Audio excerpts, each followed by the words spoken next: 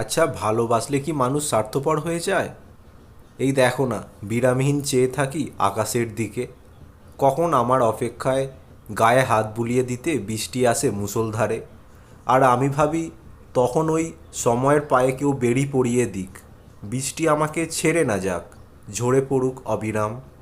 যদিও এমন অবস্থায় বাদবাকি সকলের দুর্দশার কথা আমি ভুলে যাই নিমেষে।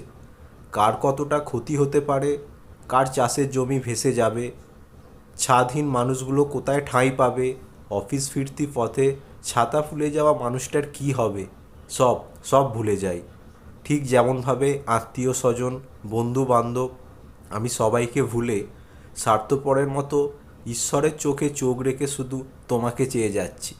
আরও চেয়ে যাচ্ছি, ভরা সংসার ছেড়ে বেরিয়ে এসে তুমি আমার হাত ধরো, তোমাকে পাশে নিয়ে বৃষ্টিতে ভিজি, তোমার হাত ধরে এগিয়ে যাওয়া, এক ছাতার নিচে করে দুজনের বাড়ি ফিরি, পায়ে পা মিলিয়ে তোমার সাথে বৃষ্টি উপভোগ করি।